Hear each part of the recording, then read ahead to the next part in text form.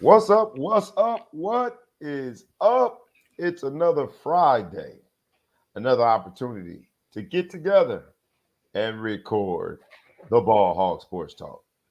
We are in the building. Today I'm coming to you from an undisclosed location where the sun is out, the heat is up, the rain has been off and on and off. It is South Florida. I guess I was not supposed to disclose it, but we are going by the episode title of Bad Boys for Life, the place where bad boys is notorious. These Miami undercover officers, Martin Lawrence and Will Smith, they have inspired us because of their box office staggering numbers over the last week or so. But you know how we do it with the Ball Hog Sports Talk. It won't just be about bad boys. It's a lot of sports business entertainment within the title. We have two of the crew that is in the building. We are going to do something uh, uh, monumental today. We are going to be bad boys for life.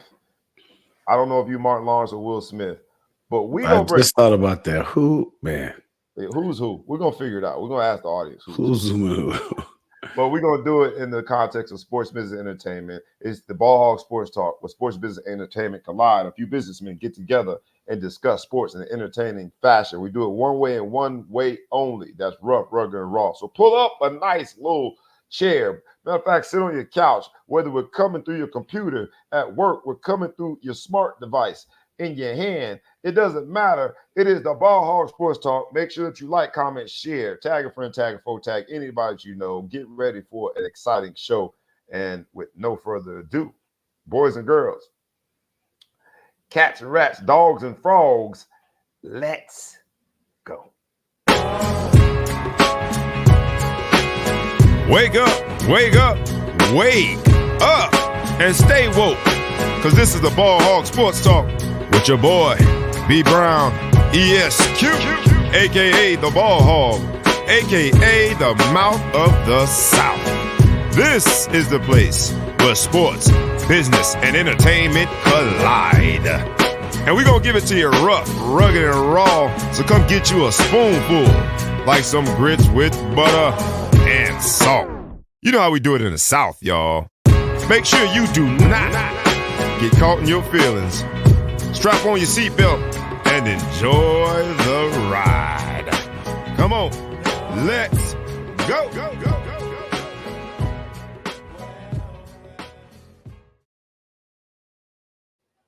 You know what it is, man. Once again, it's on. I get to be in front of this microphone with one of my dear friends in life, man. Somebody that I look up to in ways that I'll disclose by the end of this show. A good father, a good husband, a good human, a good teammate. And he happens to be really good at this podcasting thing. He's the man, the myth, the legend. Thou shall be intergalactically known and respected as the Big Flow Show. What's up, my brother? Man, feelings are mutual, man. I appreciate that, man. Yeah, man, we gotta say more good things. I'm always talking bad getting about old, you. man. You know you gotta say stuff like that, man. Nowadays, man. Tomorrow ain't promised, man. I know people passing every year, so you know what? All that tough guy shit doesn't get you anywhere, man. So I appreciate that, man. It means a lot to hear that from a man who I respect, a man who is wears many hats, many titles, is known by many. I had a little Facebook friend envy when we compared our Facebook friends, and you were like triple me. So I was like, God, there's 3 times many people walking around this earth that knows Bobby Brown. That just means I'm willing to pay. You ain't willing to pay people to be your friend. I had a head start. I've had like a 4-year head start in life to meet people. When you've outmet me. That's every degree. Each degree brings its own group of people. So, you know, everyone out there, guys, you know, Facebook makes things a little bit more difficult. So I'll put this out there since Bob does the plug.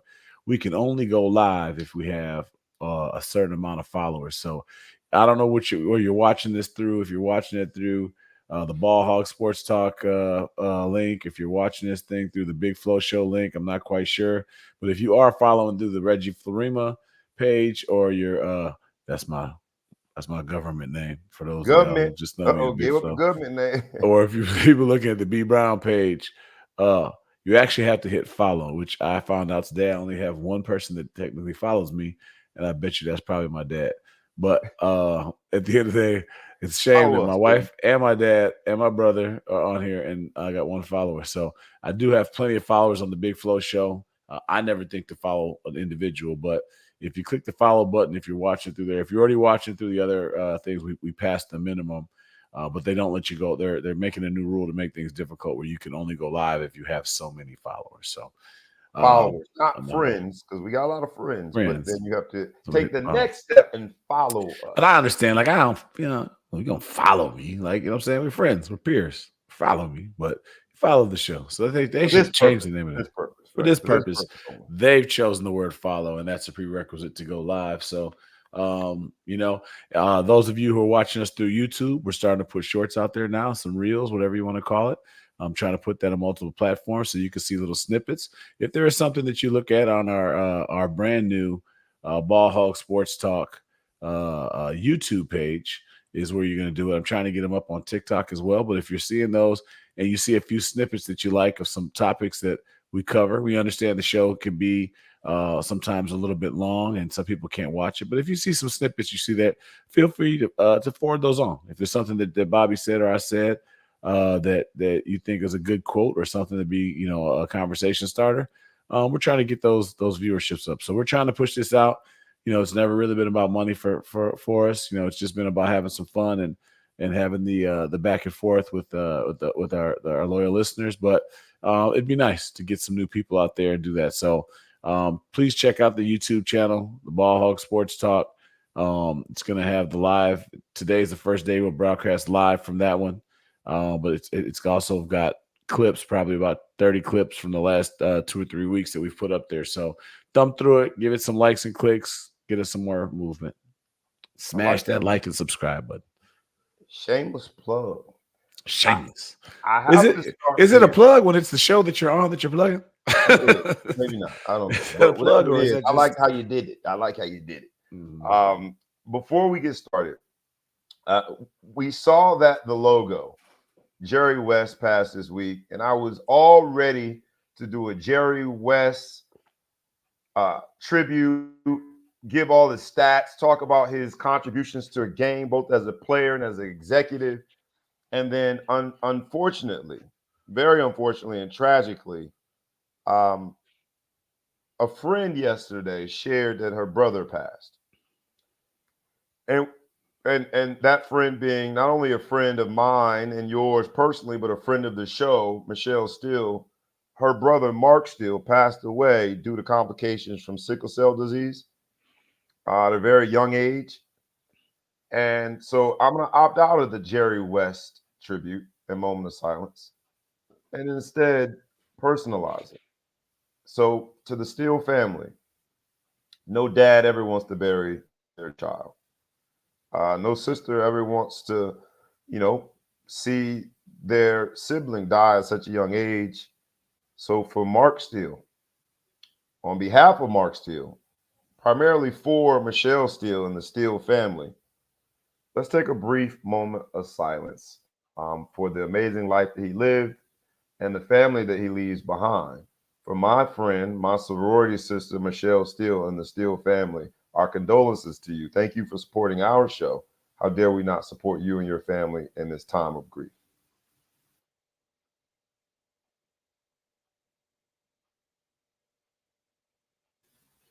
Ironically, you started, as we come off of that moment of silence, you started by saying, when I said something nice about you, that tomorrow's not promised. You didn't know I was going to do that, but the truth of the matter is tomorrow isn't promised. And we make much to do about nothing with some of the most trivial things in life. Let's just remember to celebrate life. Now let's get into the show. Bad Boys for Life. There was a moment in time after the Oscars in 2022 that anybody with a conscience was challenged to join the cancel Will Smith train. Will Smith had been written off as an actor, as an entertainer, as a philanthropist, as someone who was a motivator. He went from these videos of him doing these daunting, daring things and challenging us to be in the moment And he was at the top of the list of motivating figures in our country. He was at the top of the list of box office actors. He was at the top of the list of entertainment figures, across segment entertainment figures. And then in an instant, which took him maybe 23 steps to walk up to that stage and slap Chris Rock in front of the entire world, he went to persona non grata. He went into the category of cancel culture. Get rid of him. Get out of there. So on this Friday, on the heels of Bad Boys 4, the fourth iteration, going by the subtitle Ride or Die, and you look at the numbers of the first week, 56 million in the box office just domestically, 104.6 million globally. Bad Boys for Life, Ride or Die. Will Smith has resurrected himself in this movie, in this box office report. Do you think that the country is forgiving him, and the globe and the world is forgiving him because we like a comeback story? And I'm only asking you this because it's going to tee us up for the rest of the conversation today in sports, business, and entertainment. We could take something from this, but in a world that doesn't even go to movies anymore, there's one shining, bright example, and it's Bad Boys #4, Ride or Die. Bad Boys for Life. What does this say about us as a country, globally, as a planet, as a society, global society? Are we quick to forgive people? Were we just waiting on him to resurrect himself and have a comeback story? What say you? I say what the real question is. I mean, the real question that most people want to know is, what is the statute of limitations for a mouth shut? Because this box office number is kind of intriguing, and nothing would say fuck you better for Chris Rock than to smack his ass before he could take any of these chips home. Be like, remember you slapped me? I waited until you got in there, and now get him. You know what I mean? So I would say nobody ever really cared. Honestly, if you really think about it, nobody cared. He hit another dude. It wasn't a woman he hit. It wasn't like a young guy that he hit. He hit another rich guy. Nobody cared. We talked a lot about it. The question really was never really as much about the slap and the violent act, because Chris Rock didn't. He maintained the show. He didn't leave his feet or nothing, so he wasn't injured by the. It wasn't like a brutal attack. It wasn't embarrassing. He did say he had some on the heels of it, psychological challenges because of all of the response and being challenged, his manhood challenged in front of the whole world to see. He's a little slight of size, so he's not about to fight Will Smith. And his manhood was put in question. He did say he had some challenging nights, some sleepless nights, and psychological ups and downs because of that moment. He did say that. So to be fair, in a society that has been recently very anti-bullying, no matter if it's in the U.S. or globally, we have now in the corporate space and in education spaces made it sort of commonplace to add anti-bullying curriculum, and there's a thing called cyberbullying now, and that I'm saying, taking everything you said into account, nobody cares. Like, this is the first time all of our listeners out there watching, you saying that he went through all that, it's the first time they heard it because nobody cared. No one cared.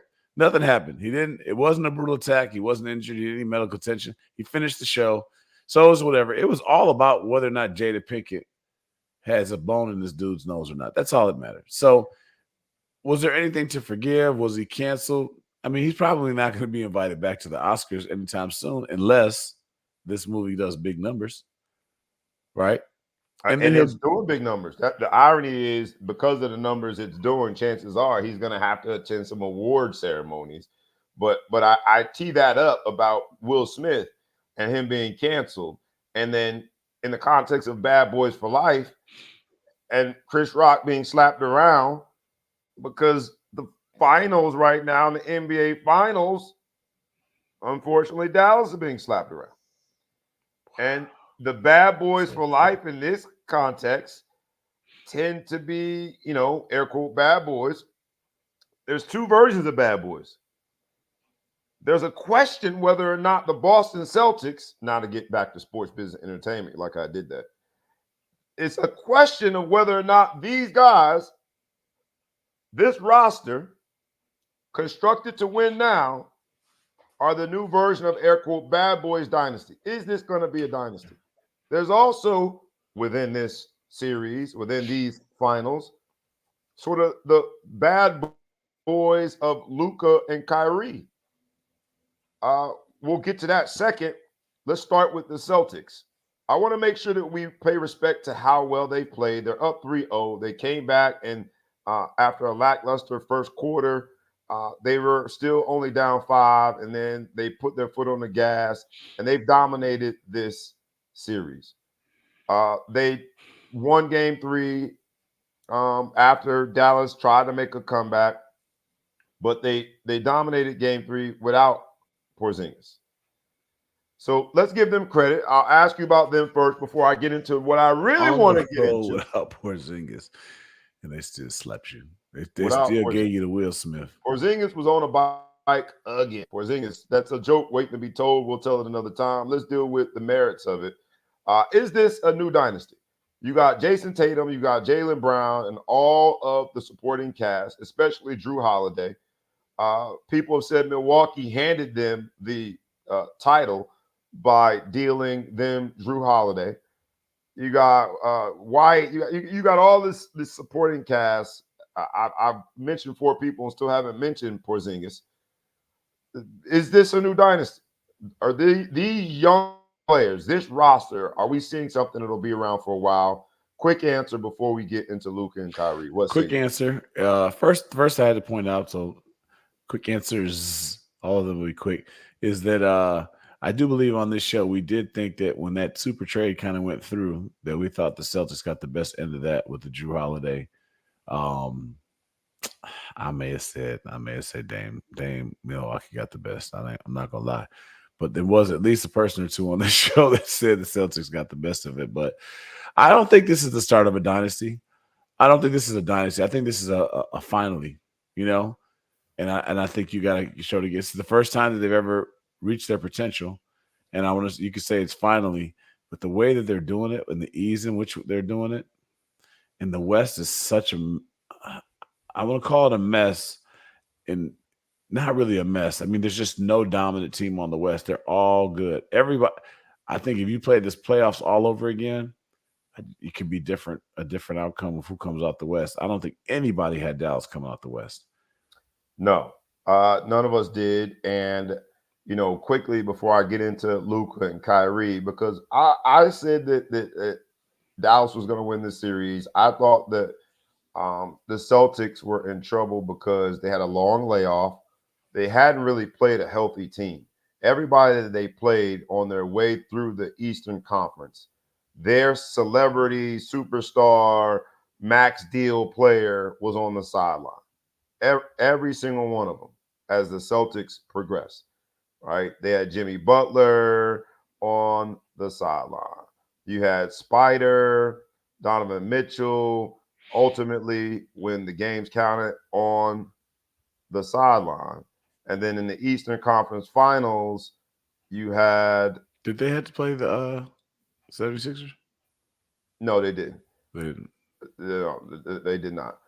That was the Knicks put them out. But then you had Halliburton on the sideline when they played the Pacers. So just to at least show that I just had some thought behind my pick of the Dallas Mavericks, that was a thought behind it. Truth be told, because they did not have to play a juggernaut, to that point, I think they had only lost 1 game in the Eastern Conference run.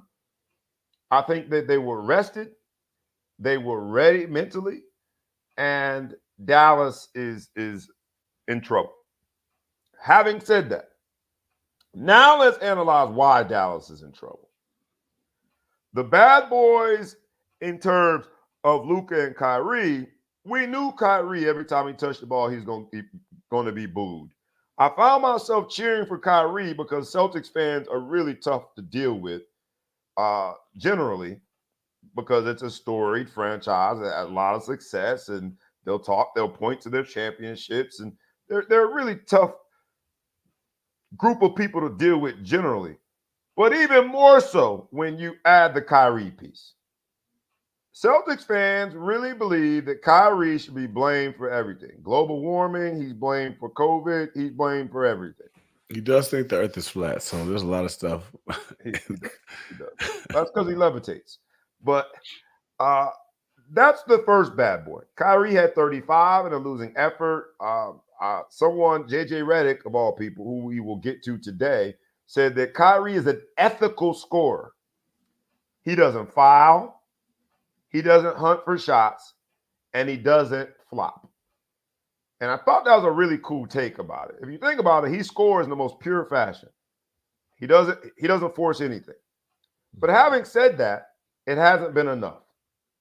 Is this going to be a stain on Kyrie's legacy to think he made it to the finals with arguably one of the most prolific European players of all times offensively, with a backcourt that prior to these finals was described as maybe the most skill-rich, skill-talented backcourt of all time? And if they get swept, if you're bringing out the Sandman, that's an Apollo reference for those who don't know what that is. Does this put a stain on Kyrie's legacy? Quickly, and then we're going to get to Luka. He has been a bad boy, persona non grata when it comes to Boston. These were the young players and Jaylen Brown and Jason Tatum that he was unable to lead and had some complaints about in that locker room that I would argue led to some of their maturation. But for Celtics fans, that's why they don't like him. Does this put a stain on his legacy? He's truly, even though his stats are okay in the end, he's truly underperformed to me. He definitely has not elevated his legacy. I mean, he had that clutch three that he had been hitting in the past series that it was a bad shot, fade away, 3-point shot, do whatever. But, if it drops, his legacy changes. If it doesn't drop and now they're down 0-3, I thought he would be able to do a little bit more. There's a lot of things that I'm seeing in this about the NBA that really is opening my eyes. First of all, the Celtics are playing defense, and it doesn't even seem like, if I'm being honest, like ridiculous defense, but they're playing defense, and it's so effective. I feel like Luka can't do anything. I feel like Kyrie can't do anything because you just got willing defenders out there on the court. You know what I mean? It's just It's really shining a light on how shitty the defense is in the NBA more than it is saying, because I've seen just unbelievable relentless defense, and I just don't feel like that's what I'm seeing. I'm just seeing willing defense, switching, covering, going up, challenging shots, double teaming well, using angles and making sure you're cutting them off, taking them away from the basket, and it's working. I mean, Kyrie was all his high glass shots, none of those are falling, nothing. I don't know how he's still scoring as many points as he is, because I just feel like he's missing some of his traditional shots that he's been making so much. I think this is more of a testament to Boston than it is indictment of Kyrie, if I'm being honest. But I mean, he's doing what he can. It's still Luka's show.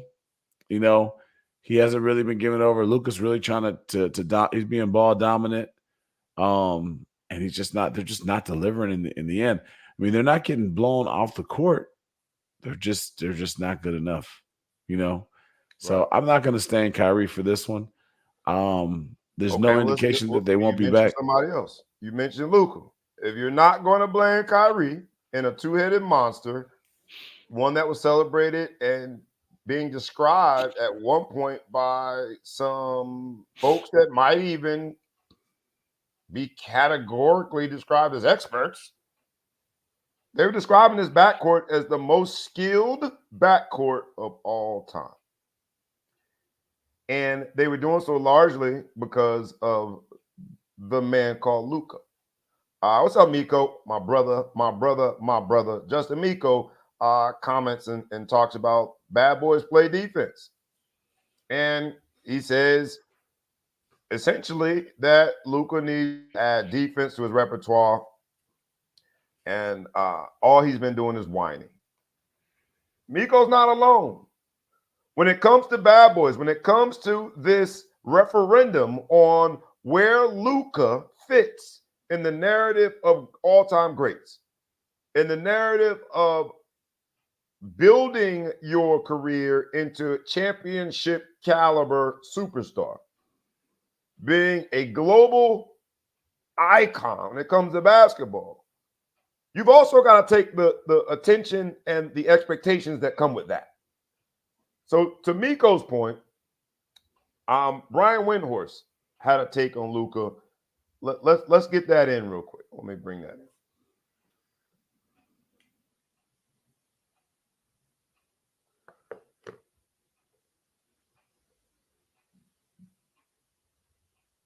As the stage is set for it, I got to actually play it. There we go.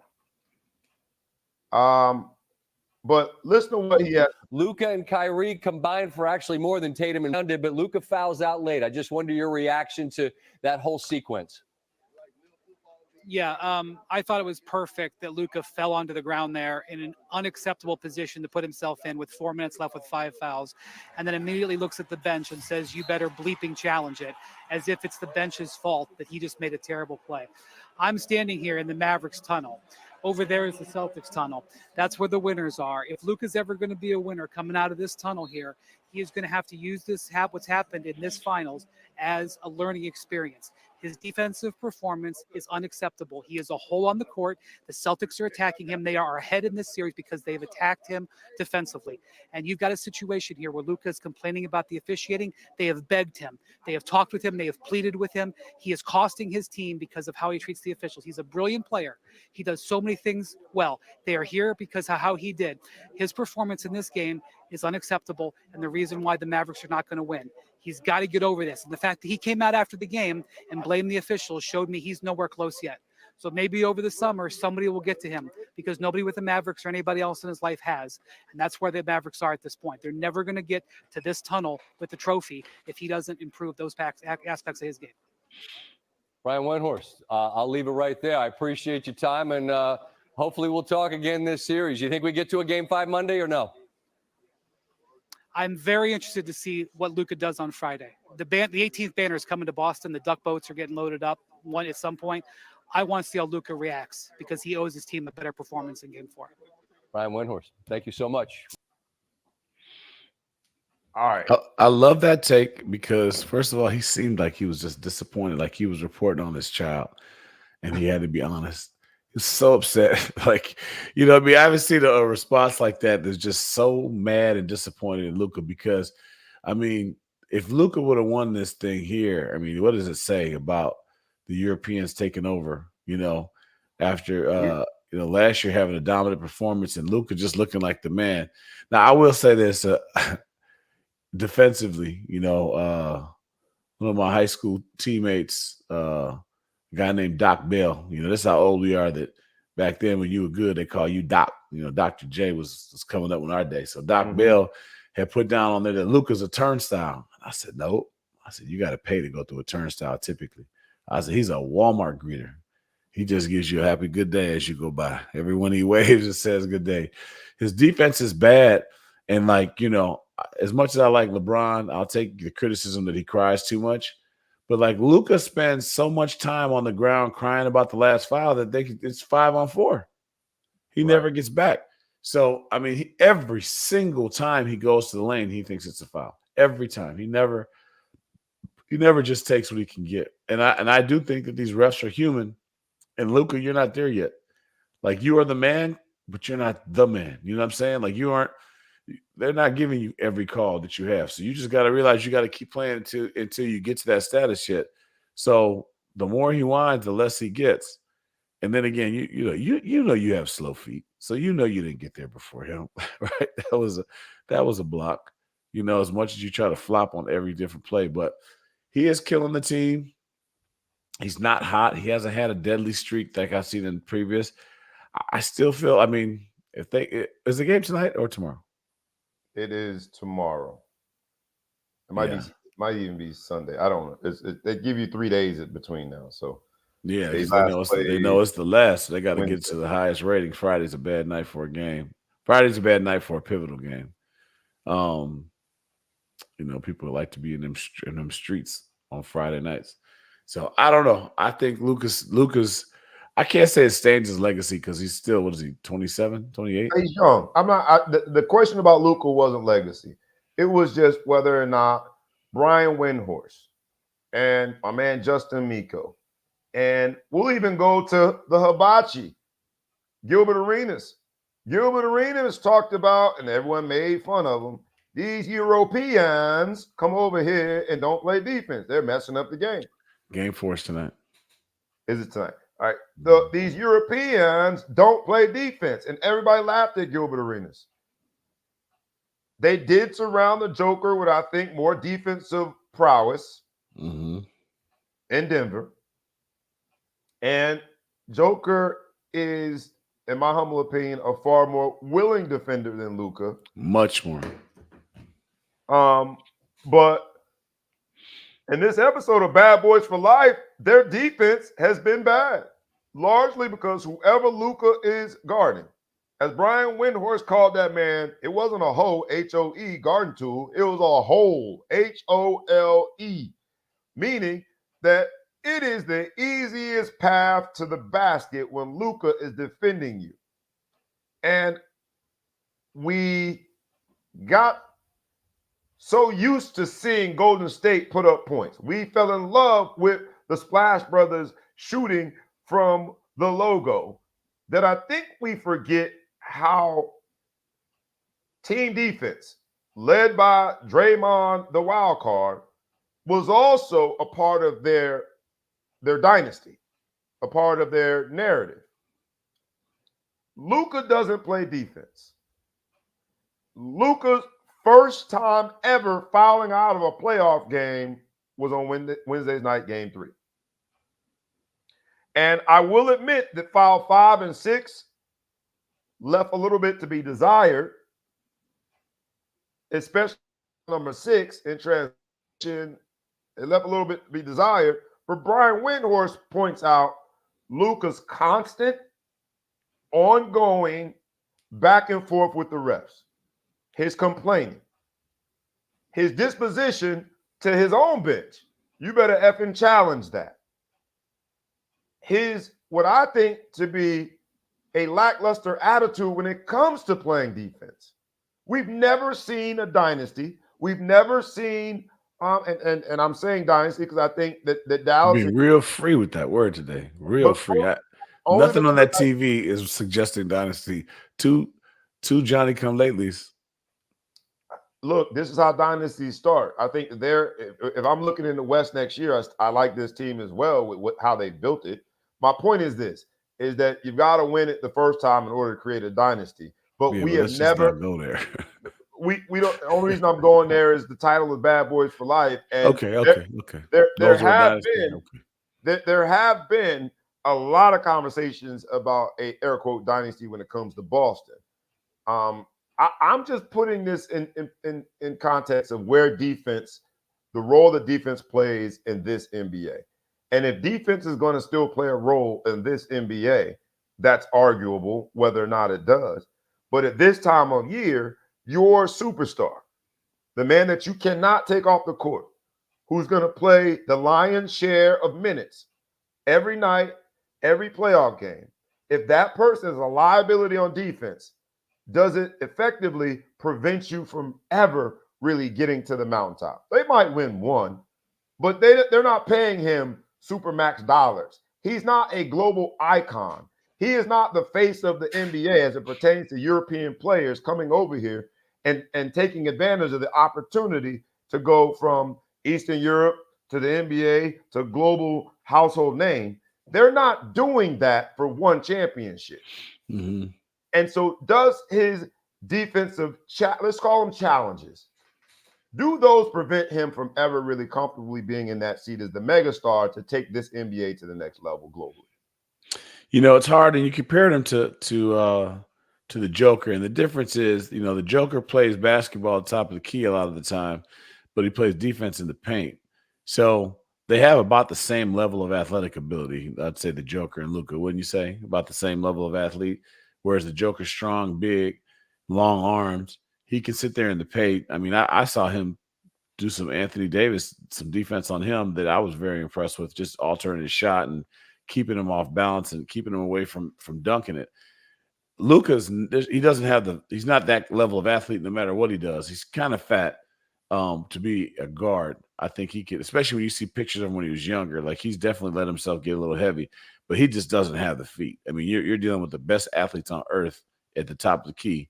He'll never stay in front of those guys, right? They're going to use him forever. So I think they got to find a way to either get some help for him, or maybe he needs to get a little stronger and be able to cover somebody closer to the paint. But he doesn't have the he doesn't have the God-given talent to play defense, His feet are a little slow. If I put him on one of those ladder drills as we prepare for another year and I get to see my 13U young men engage in these workouts, some tell me that Luka would take about a week and a half to get to one of the ladder drills, which makes his offensive prowess even that much more amazing. His defensive challenges make it that much more amazing and that much more, sort of like confusing about just how skill rich he is offensively with the athletic challenges he shows defensively. Correct. Can Dallas ever get over the hump with Luka being the centerpiece of all that they do before we move on? I had to be completely honest. I couldn't believe they made the championship. I was so surprised when to see them get this far.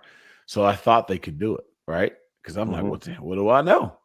I never would have in a million years. They would have been my fourth guest to come out the West, right? Would you? How about you? Would you have ever thought they would come out the West? I would not. I didn't. I thought they were playing well, but I wouldn't. No, I never thought they would make it. And then when they did, I was like, that's too much momentum.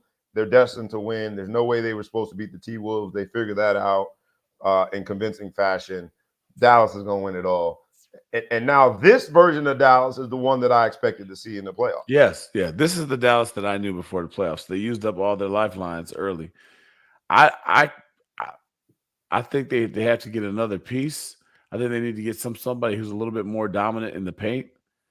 They really just don't have anybody that I don't know. They need a third piece. I think that the Tim Hardaway Jr. was their third leading scorer throughout the season, and he's averaging like 0 points right now. He had 0 points the other night. Yeah. 0 for 6 or 0 for 7 from the field. And Luka and Kyrie should and are taking most of the blame and occupying most of the which they should ink and consuming most of the conversation when it comes to them being down 0-3.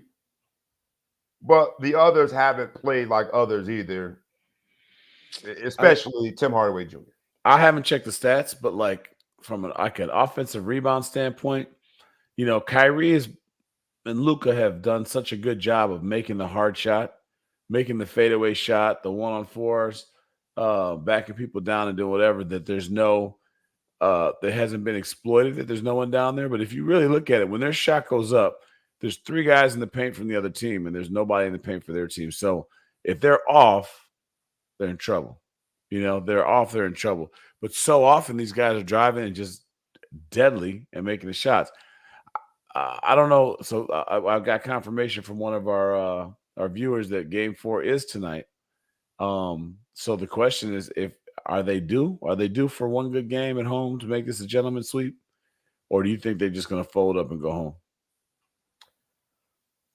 I think it's a combination of things. Boston has waited so long for the moment that I could see the players, not that they would take their foot off the gas so they could win it in Boston, but I could see the players. I actually believe in that. You believe in that? I don't think that they do it intentionally. I think that there's some subconsciousness of that. If it gets tough, if they get their foot on their throat, they're going to stomp on them, right? But I believe if it starts to become a little something, I think people like to win at the crib. What- I mean, it what- is nice what- to come off the plane to You- some you people, think but it's that- nice to. Do you think that would be a more, just for you personally, and I'll ask the audience, what's a more exciting feeling? Playing on the opponent's court and the confetti dropping there and drinking, doing the champagne toast and all of that in an opponent's locker room where you have made them get their hat, their coat, and leave early because they are so disgruntled and so upset, and confetti drops in an opponent's arena, or winning at home where it's on and popping tonight, baby. We hitting all the clubs in Boston. Either way, they're gonna be hitting the clubs in Boston. They'll fly back same time. They don't live like the rest of us. But you understand my question. On your home I think there's a little depending. It's situational. I think Game 7 on the road, stealing it from the home team, the team with home advantage, makes it super exciting. It doesn't really matter. So you're great. I think it's a game like this where they're dominant. I mean, part of sweeping the championship says a lot, but gentlemen's sweep is pretty good too. So it is a little bit Friday night on the road, anticlimactic as far as this. You just beat the shit out of them. So if they stole a game, it makes it seem like it was a little less of the orange cones that you were playing against. It'd be something. I think it's like the whole happiness scale of 120 versus at 115. You know what I mean? Yeah. But I like to be at the crib. I know that Boston fans are seething for the opportunity to see Kyrie walk off that court in defeat in Boston, where he stepped on the logo, and a place that people have accused him of being cancerous in that locker room. But we shall see tonight. Talk about change. All sins are forgiven, though. I mean, just as I got some real conservative friends in Dallas that told me, "Oh, I don't know that everyone's a liar. I didn't know Kyrie had issues with social type stuff." I'm like, "Are you kidding me?" Right? Because now he's down there balling for Dallas. How soon people forget? But my most conservative friends are in Dallas telling me that they didn't know that Kyrie was a controversial player in the NBA. What am I talking about? I bet you they know all those stats if they lose tonight. Bad boys for life. That's why those numbers are what they are. We will forget things very quickly for the convenience of whatever entertainment fits our interests. Tickles your fancy. Of course, the Mavs fans don't remember that he didn't send the tweet out, but he retweeted it or he liked it. There was some exchange, right? So, of course, Dallas fans will forget that. And if they messed around and did the unthinkable, which would be the first time in NBA history to come back from 0-3 and win the championship, you better believe they will forget all sins, just like they forgot all sins with Will Smith. That's why he made $56 million in the U.S. The only person to ever come back from 3-1 is in the game. Oh, gosh, here we go. We're going to get to the Lakers. We ain't doing that yet. Kyrie. I was giving Kyrie the love. Oh, I thought you was going. Oh, in the game itself. Got it. Yeah, I thought he's involved in the that series. Was a LeBron reference. All right, my bad. I'm saying he's in the only guy who ever came back with 3-1 is in the series. In this game. Got it. Got it. I thought you meant like in the game, EA Sports game. I thought you were going with LeBron. All right. I was just saying he's here. He's done it. He can give the speech. Everybody else needs to shut the F up and listen to what he has to say. Because it's like, okay, listen. He needs to slap. You think he needs to slap Luka, or that's too much? I think that might be a little bit too much. A little much. Yeah, he might have to give him a chicken wing in the ribs. Like, come on, man, let's get it together. Slapping might be a little too much. That's the problem. It's like Luka, like that Windhurst art. That thing stick with me. His tirade, because he was hurt. He was disappointed. His hero was falling, but he was like, you know what? For him to go after the game and still be blaming the refs, he's not ready yet. He's not going to get ready in 2 days. Like, that's just who he is right now, and he's not in the right state of mind. He's in a bad, as my wife would say, he's in a bad place. We shall see. Good luck to both teams. Want to see a good game, especially since I'm down here in South Florida for this Ball on the Beach tournament. Biggest AAU tournament in the country probably now. I'll have 40 courts of people playing and trying to chase their AAU basketball dreams. It'd be good for us to have a good game for tonight. I'm hoping Dallas wins. I ain't betting nothing on it. The Florida Panthers. The Florida Panthers are up. How dare we not at least mention the NHL finals? The Florida Panthers are up. I actually tried to watch it because I'm down here in South Florida, and in South Florida, like, yeah, you can talk about family. I can talk about my people. Black folk all of a sudden down here are hockey fans. Why? Because the Panthers are on the It's cusp. fantastic. I'm with those people. Yeah, you gotta love those people. Me too. Like, I'm one of those people. You one of those? Yeah, like fair weather. Yep, I bet Blackhawks all day, baby. When they were winning, all day. Like I've been watch all the games. Last night. I refer to the Blackhawks game as the game. Yeah, I'm one of those people. Brand that new. was last night. Everybody last night. Where you watching the game at? What the game? game. I thought the finals was tomorrow because I thought they didn't have a game tonight. Thinking NBA finals. They told me, no, man, the Panthers game, huh? So it's a thing because it's a thing. Same thing with the Marlins. We ain't got no real Marlins fans. They became Marlins fans every few years when they buy a team. But I tried to watch last night because all the black households that I interact with around here in the South Florida, my family all had the game on. And what I found really interesting is two things. We're talking about bad boys for life. Hockey is notorious for people fighting. I like that. It's a very fast game. Very fast game. It was hard for me to follow the puck. It's impossible. My dog, it's very hard to follow the puck. But I will say it is an impact game.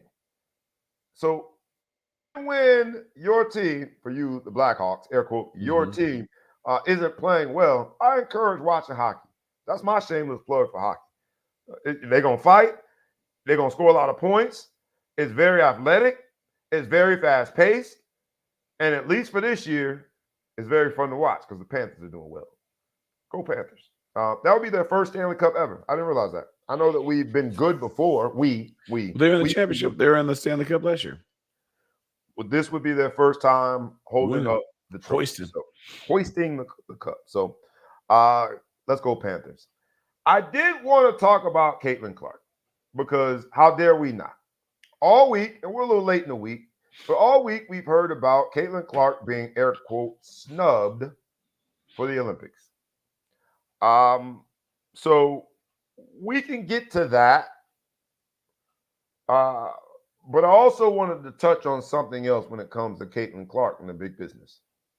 Big business here is, on this episode of Bad Boys for Life, bad boys, bad girls, whatever we want to say, big business here is that because every conversation as it pertains to the WNBA, and even more generally, women's basketball, every conversation over the last several months has included, in some shape, form, or fashion, when talking about women's basketball, Caitlin Clark. Because that is the case, there is a favorable narrative that includes Caitlin Clark and her impact on business and the role that she has played. But for every favorable narrative, especially how we do things in sports broadcasting and how we analyze any sports story these days, both in the U.S. and globally, for every favorable story about Caitlin Clark, there's a detractor. There is a less than favorable narrative. And so I'm going to get to that. Let's deal with the snub first. Do you think, straightforward, we ain't got to, it's already been discussed ad nauseum by those that are the talking heads on daily TV, but let's at least address it. Do you think Caitlin Clark was snubbed? So, interesting choice of words. I can't say she was snubbed, because snub would suggest that she deserves to be on.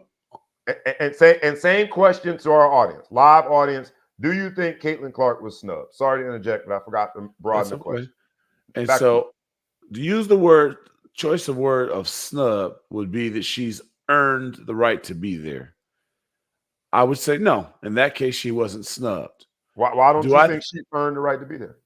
Well, because the criteria is not something that's really set out, where if you're saying you're going to do the 12 best players in the world or in the United States or whatever you want to call it, she's probably not one of the 12 best. However, You think she's one of the best shooters? Do I think she should have been on the team? Absolutely. She should have been on the team. Would that have been a snub to someone else? Yep. There's casualties in every war. And I think that she absolutely should have been there. And here's going to be where I go back. I don't know what the logic is behind it or what the justification, but when you look at the dream team, right, and you go back to the dream team, who was on the dream team that had no business on the dream team? Christian Laettner. And you didn't even put Isaiah Thomas on the dream team. So there's history for the Olympic teams to be putting people on the team that maybe or maybe not there.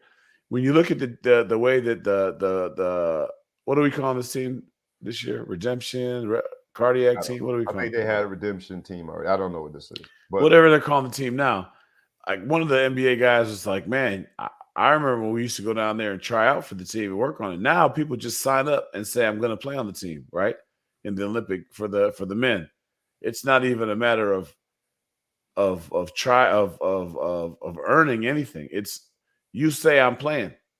And that's how it kind of goes out. There's like a loose invitation. It's like an RSVP when it comes to the men's team. You RSVP to see if you're going to be on the team. So my point is there's really no criteria. I just think it's asinine that you have a woman right now who is arguably the most talked about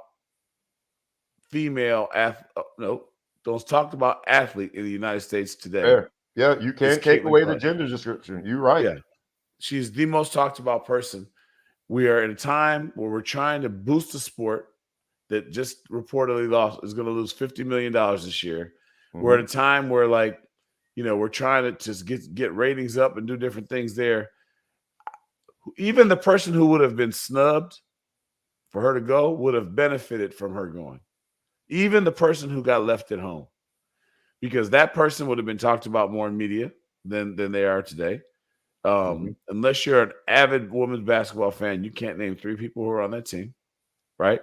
Because she's not on there, so you're not thinking about it.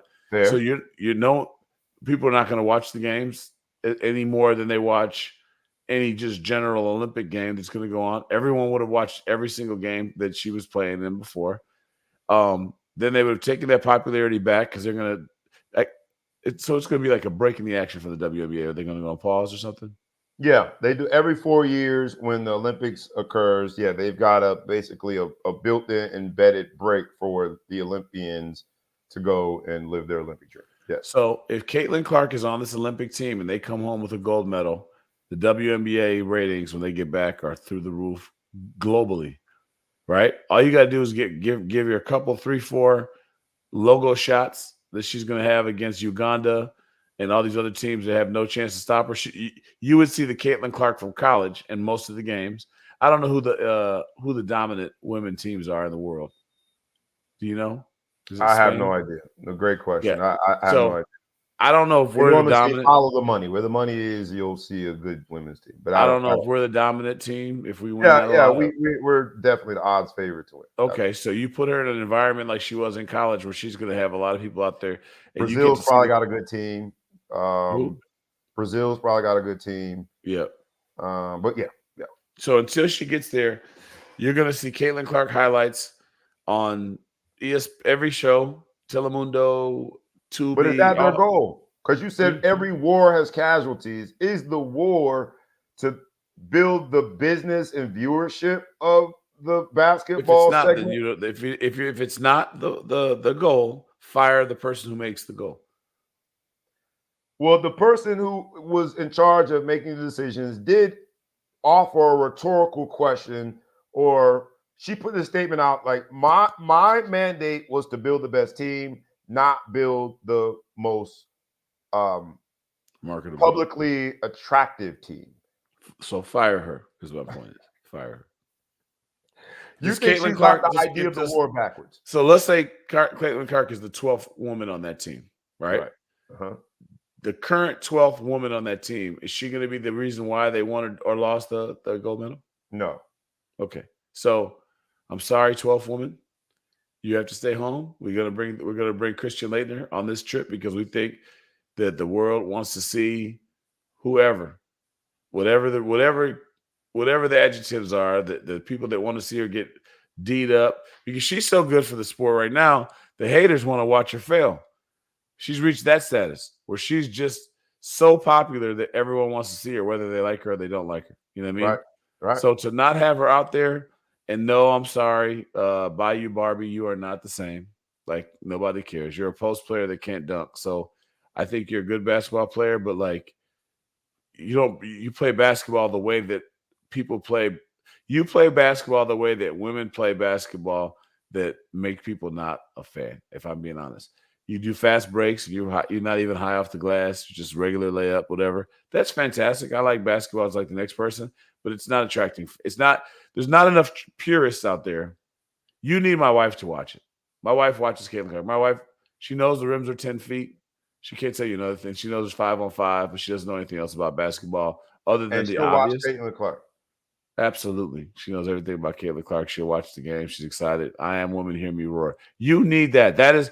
You have to have those people. There's not enough people out there who know the business part of it. Because look, I named this Caitlin Clark's big business for the business part of it, but you're not willing to go as far as say snub. Snub is looking at it from her lens. From her point of view and her lens, she doesn't deserve it for herself, for her achievement. She doesn't deserve it. They're idiots for not giving it to her anyway. That's my point. It sounds like you're saying the fans, both here domestically in the U.S. and globally, that have heard this buzz building around the world about Caitlin Clark, we were essentially snubbed by not having the opportunity to follow the momentum that is Caitlin Clark. Women's basketball snubbed itself. They're the losers. They've lost. Caitlin Clark is still Caitlin Clark. She's fine. She's got her contract. She's going to make her bread. She's going to get some rest. She's going to try to get in the weight room during those 2 weeks. She's going to be fine. But women's basketball took a L because they didn't put her in there. To that point, if she is that level of big business, such that you're saying the game itself or the fans and the game were cheated by not putting her on that Olympic team, that's lofty. Does she also have a responsibility in other areas? And I asked that question. Hold the thought. Let's look at this one piece that Caitlin Clark has now been asked some really interesting questions. I'll let it play and then we'll discuss afterwards.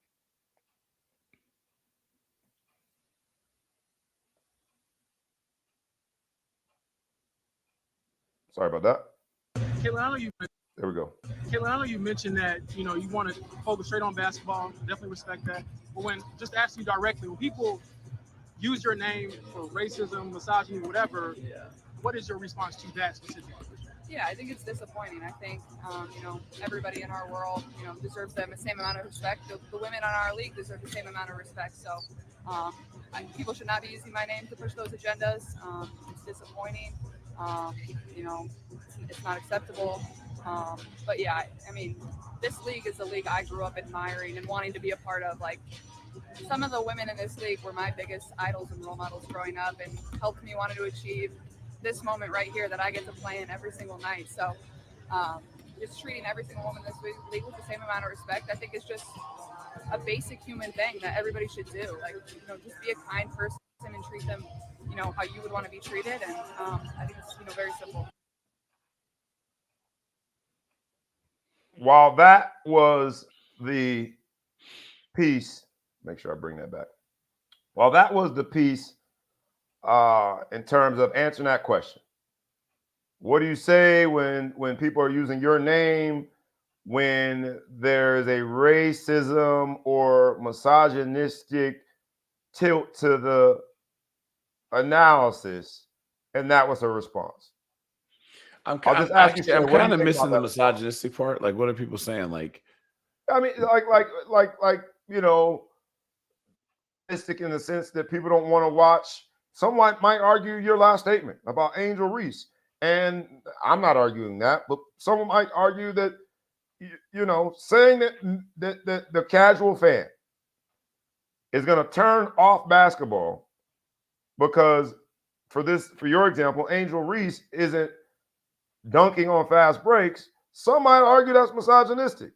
The only difference is a biological difference. My point is this, is that Caitlin has been at the center of those conversations. Her response to that question about racism and misogynistic angles to the basketball conversation seems like she was saying, I bear no responsibility. My name should not be associated with that. What do you think before I get to a response from a WNBA player? When you hear her response, from a racist standpoint, I'm with her on that, and if you've noticed, I keep trying to pull away from that because I kind of find it to be silly. You know, like I said before, much too much has been made about racism when it comes to cheering for people who look like you. It turns the corner of racism. Everyone walks around with their college jerseys on and they're excited.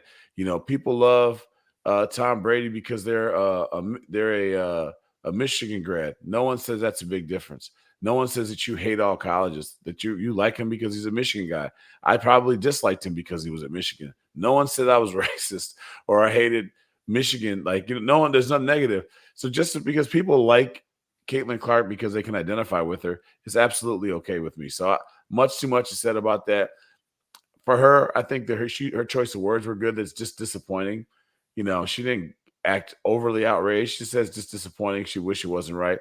The misogynistic part is I laugh at it.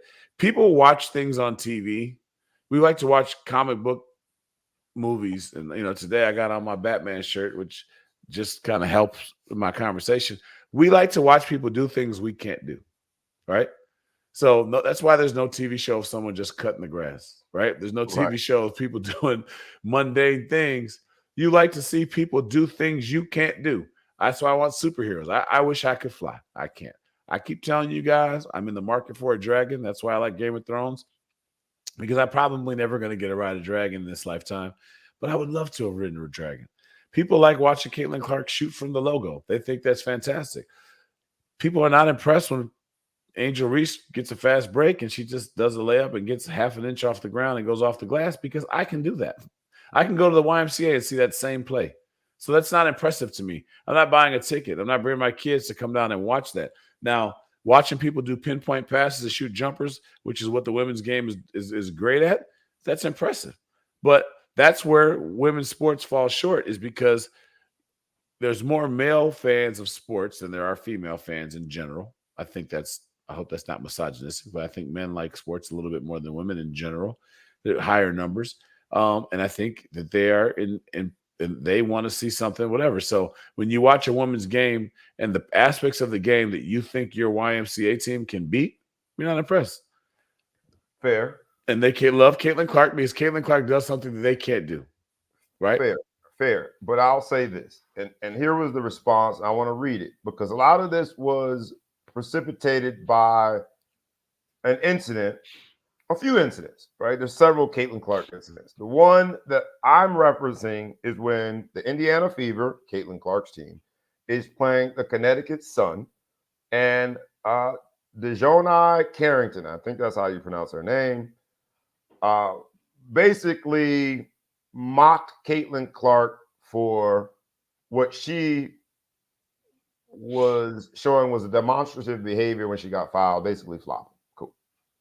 That same WNBA player, Ms. Carrington, responds to Caitlin Clark's interview in that moment as it pertains to misogynistic and racist angles of WNBA and says this, and I quote, "Dog, how one cannot be bothered by their name being used to justify racism, bigotry, misogyny, xenophobia, homophobia, and intersectionalities of all of them is nuts," Carrington wrote.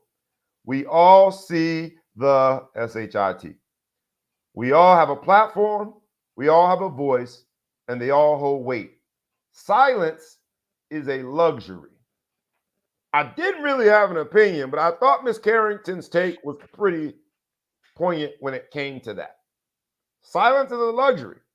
And if in one sentence we talk about how the whole world would tune in, whether to support or root against Caitlin Clark, had she been added to the Olympic team.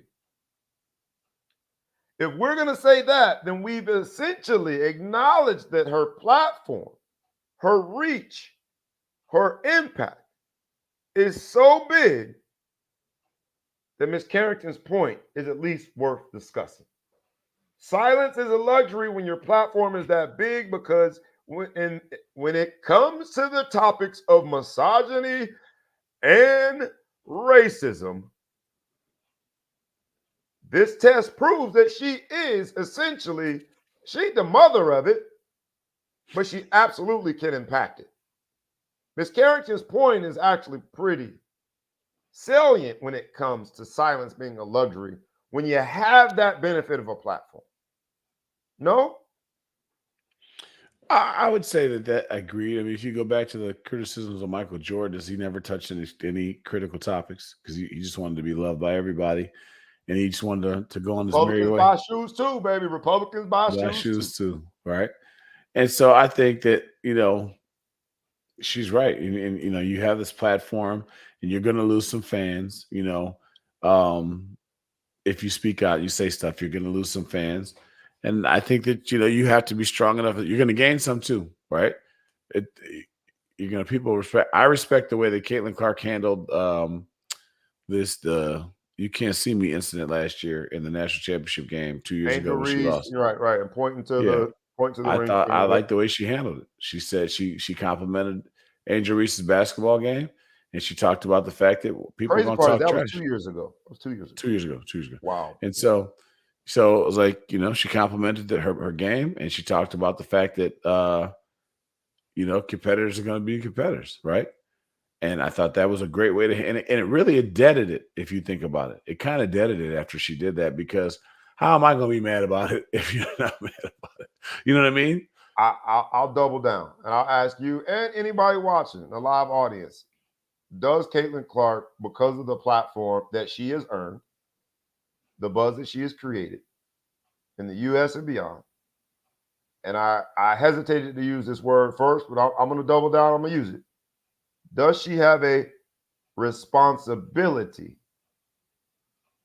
to address those conversations and own the microphone that is put in front of her when asked about misogyny and racism? According to Ms. Carrington, silence is a luxury. What she's saying is you have basically a responsibility to be uncomfortable and address it. Would you agree that she has a responsibility before we move on? I think you have a responsibility to answer questions, right? People are going to ask you questions and you should answer truthfully and honestly as possible. I don't think you should have to risk your entire, I mean, let's face it, you and I both have a voice, right? We're here, we produce the show every week.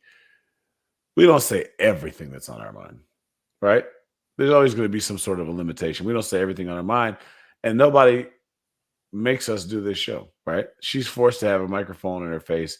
So if she wants to go on the PC side of expressing it, I felt she addressed it, and I thought that she went out and said what she needed to say without going crazy, without alienating a group.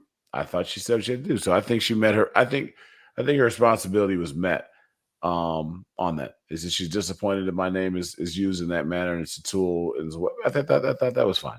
I mean, she's obviously has people in her corner that prepared her for those kind of questions, because her answer was, I thought her answer seemed prepared enough that she wasn't blindsided by it. She didn't give a dumb answer. Maybe she just clicks on her feet that quickly, but I would assume that somebody's prepared her for those kind of questions that could come her way. In this episode of Bad Boys for Life, bad boys, bad girls, whatever, you are put in the position of being the target when you do have a platform like that. I don't know if Miss Carrington was targeting her. I think it's an interesting conversation of whether or not you have a responsibility when you have that level of a platform.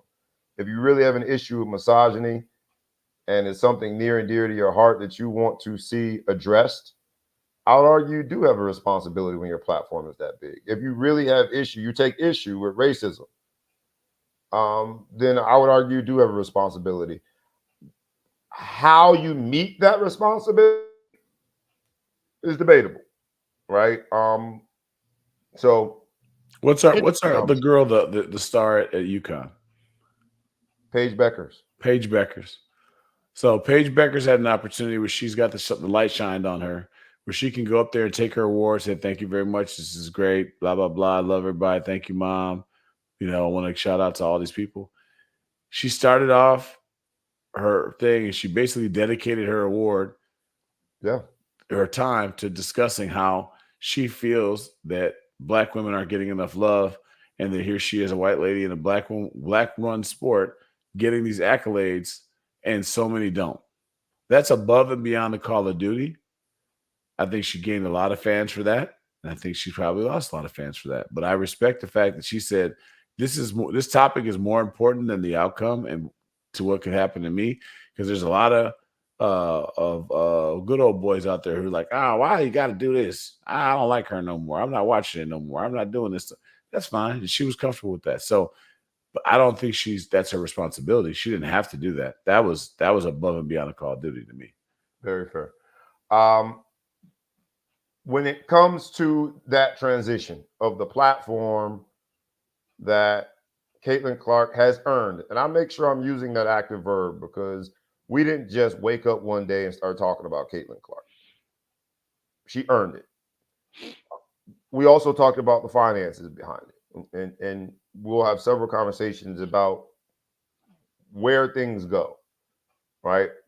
Most like 94% of arenas being sold out now and up 200-something% with viewership, and the money business is booming for the WNBA. They still lost $50 million in terms of the profit and loss of the business. Yeah. Just because, I mean, they're in the early years of any business, the cost of it, especially now they're 20 years. Yeah. But as a real going business on its own, right? Mm-hmm. It was a part of the WNBA for so long. Now it's its own. If they had stock for sale, would you buy it? WNBA? Absolutely. Yeah. I would have preferred to buy it last year before Caitlin Clark, buy low. Penny stock. Yeah, I would have preferred to buy it last year, but yes, absolutely. I think they're going the right direction. I'm just now getting to the next topic, which is just sort of similar big business. Trevor Lawrence. Trevor Lawrence makes more money than the entire WNBA combined. Yes. 5 years, $275 million. He got $200 million guaranteed, $142 million at signing bonus. All you have to do is spell his name right. Trevor is not a hard name to spell. Lawrence is not a hard name to spell.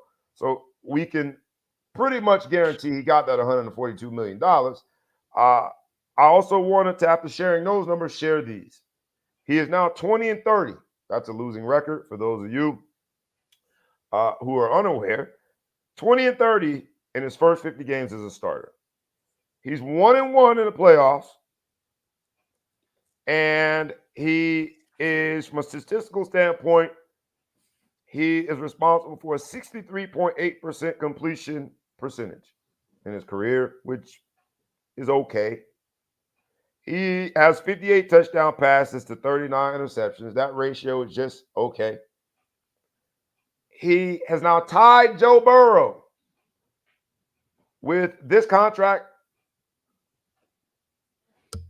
rewarding him to the tune of $55 million per year. He is tied with Joe Burrow for the highest per year average in the NFL. And my simple question to you is, did he earn it? We just talked about Caitlin Clark. But then in this episode of Bad Boys for Life, you've got Sunshine with all the long hair and all the success at Clemson, the #1 pick. First year was a bit murky because it was under Urban Meyer. The last 2 years have been under Doug Peterson. And just 3 years later, has he earned $200 million of guaranteed money? I know you have earned whatever somebody's willing to pay you, but let's analyze it. Were the Jaguars smart in tying up their franchise quarterback and paying him $200 million guaranteed $55 million a year. What say you? I think it's a testament to how few people on earth can play the quarterback position.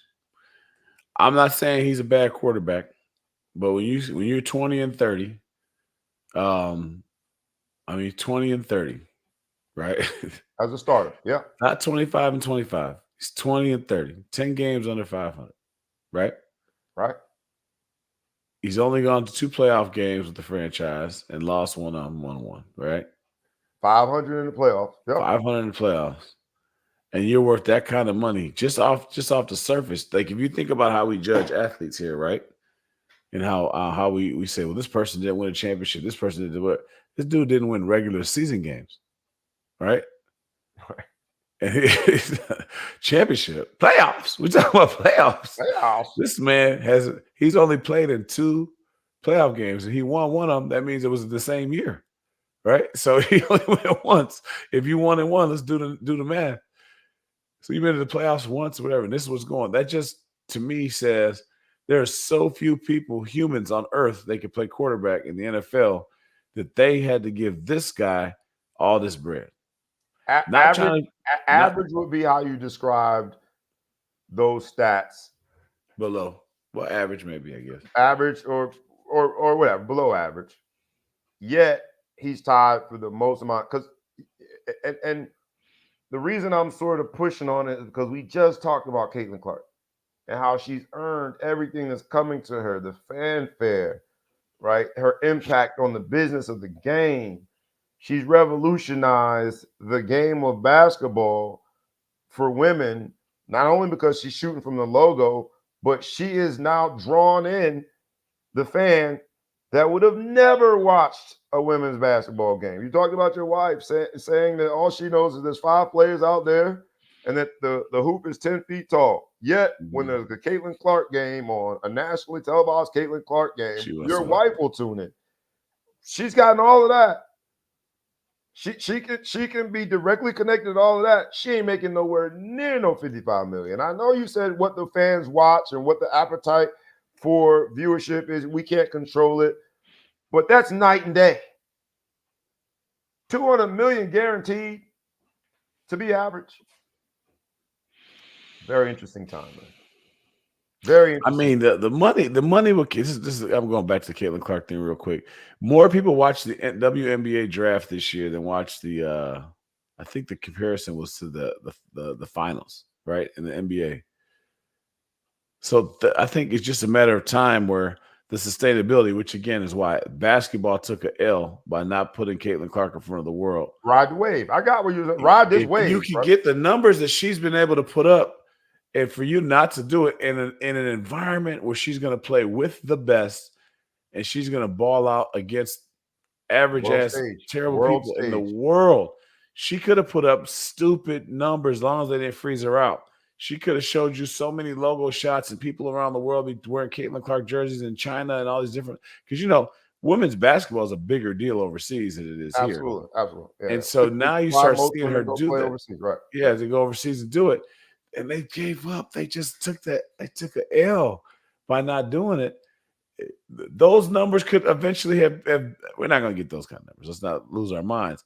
But Caitlin has outdone men's sports so many times in the last 2 years when compared. And when you compare the numbers she's putting up to it, it's just a matter for that thing to pick up a little bit more. So again, I say there should be an unwritten rule. First 3 quarters, let her shoot. Win the game in the 4th quarter. They're a terrible team anyway. So you can come back and beat the Fever, spot them 3 quarters and beat them in the last quarter, put it on the Olympic team.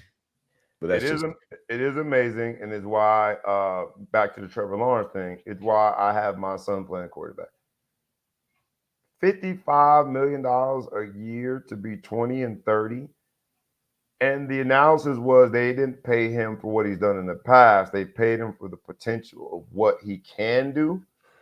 Sounds great.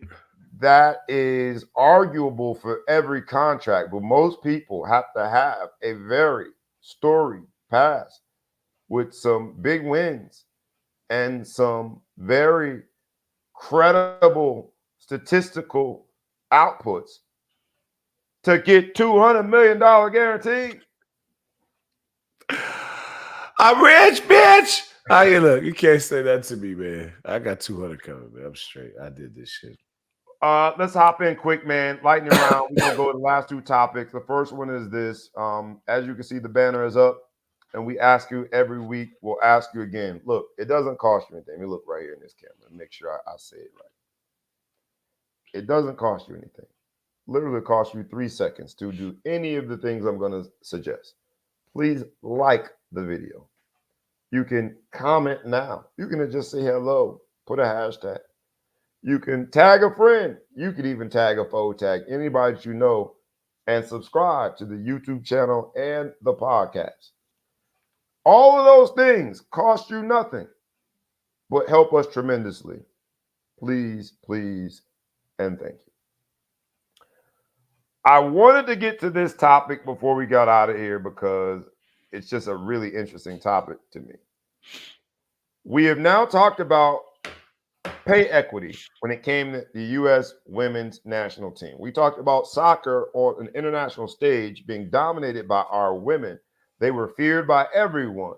And the article came out, the lawsuit came out, and now that the conversation has triggered some changes and women are getting paid more. Latest rankings came out, and it's the lowest that our women's team has ever been ranked, 5th internationally. And it's kind of like the NFL contracts that we see. Soon as they get the money. Get the money. Soon as they get that money, man, they don't care no more. Is that a case of that, or we just seeing like I feel like it is, man. We are so dominant in the world of soccer. And I don't know if the sports starting to get more popular in other countries now. They're starting to do something. But we're so popular in the world, are so good typically. You gave these girls, you ain't give any real money. You just gave them a taste. And they said, man, we're done. Motivation gone. The only time they have been this low since rankings started back in 2003. So 21 years of ranking. This is the lowest we've ever been, 5th in the world. I hope I'm wrong. They tell you to follow the money. Bad boys, bad boys. What you gonna do? What you gonna do when they come for you? Officially, the world is coming for us. Women's national team, get it together. We fought for y'all here on the Ball Hog Sports Talk to get more money. We discussed when it came to pay equity, when it came to success internationally in the sport of soccer, what other people call football. We gave you your flowers and said the women's national team should be praised and paid for the success that they've had and the dominance that they have. Don't make us look bad. Let's go. Play better. Last thing, certainly not least, let's get out of here with this. Hold on, I do this. Let's get out of here with the Ball Hog Spotlight moment. You know what it is. You get the ball, half court. We need a shot. All eyes on you. Everybody's out the way. It's isolation.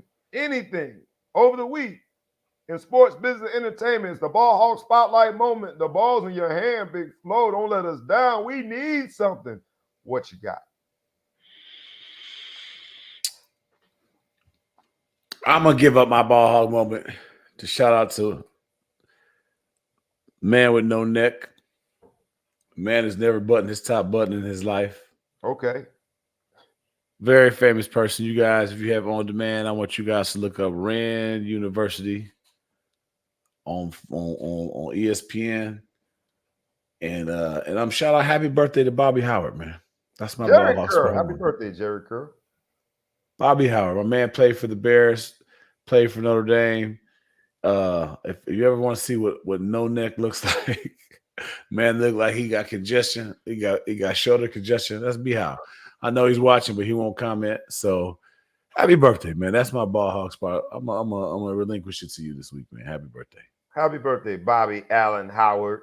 Bobby with an IE. Oh, that was my classmate. Not only did he play for Notre Dame, he was the captain, El Capitan of our class, who I thought was quiet, very quiet, unassuming until he's not. He didn't say 2 words in camp.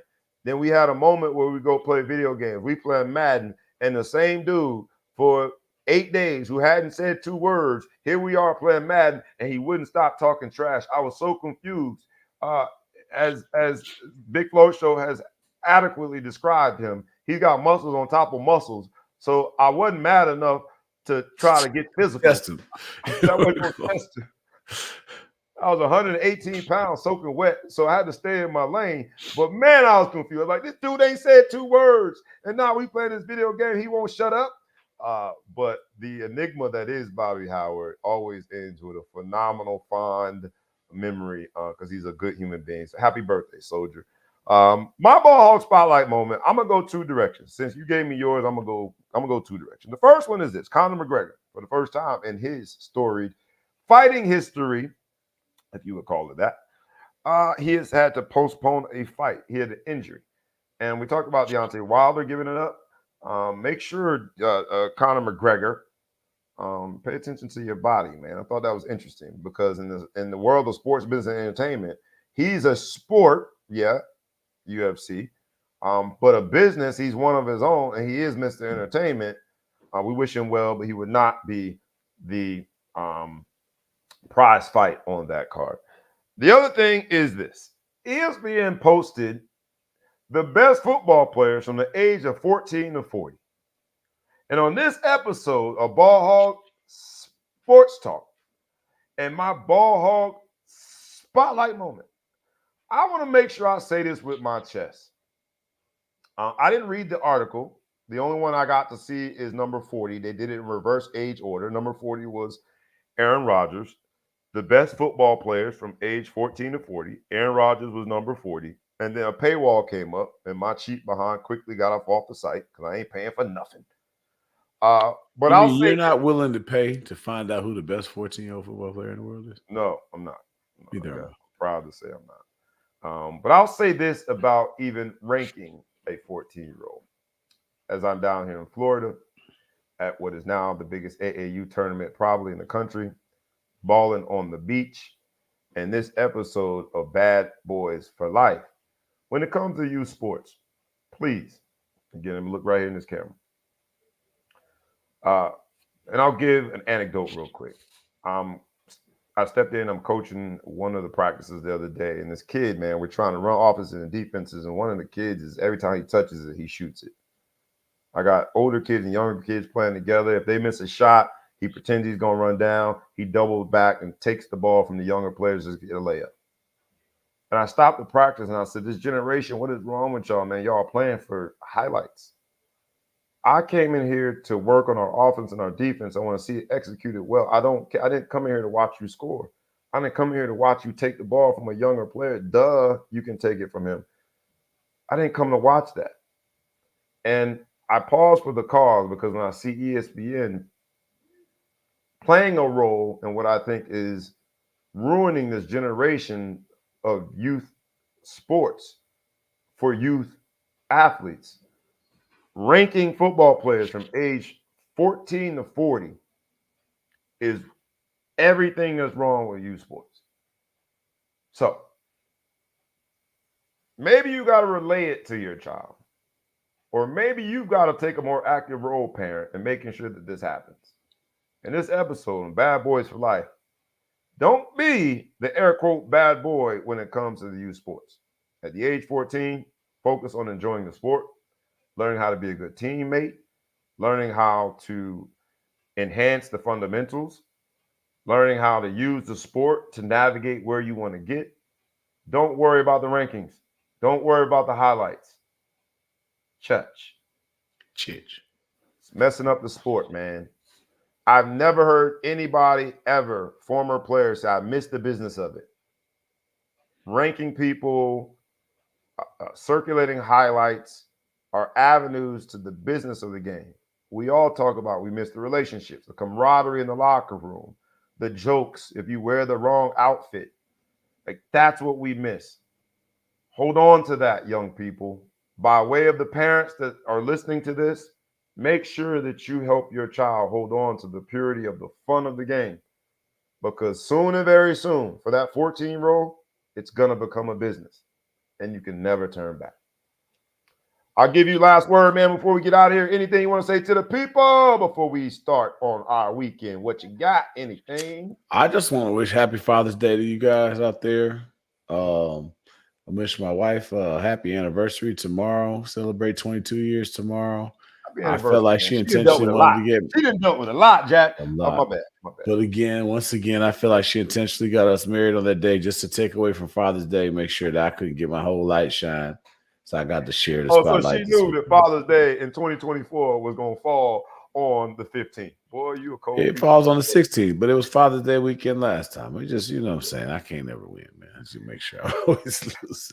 Happy anniversary Hey, to y'all, man. happy Enjoy. anniversary. Happy Father's Day to all the fathers out there. Thank you for those who did comment. Bridgeport Huskies, I want to make sure I get your comment in there, even though I don't know what you're talking about. Bulls Dynasty. Oh, my God. It's been a long time since that happened. Don't go get your dad some of them stinking socks and a tie. Get him something he can use. Church. This has been the Ball Hawk Sports Talk. This has been the Bad Boys for Life episode. I haven't seen the movie yet, but I'm going to go watch it because the subtitle, Ride or Die, is exactly what real teammates do. For you, my man, Ball Hogs Sports Talk, I almost said Spotlight, Sports Talk teammate, thanks for being my ride or die. Happy Father's Day to you and all the fathers out there. And with that, we is out. Before I say peace, everybody ball on the beach. Enjoy Fort Lauderdale, man. Don't be messing around on the beach. They will arrest you out here. Let me know if y'all need anything. I'll see y'all in the gym. We is out. Peace.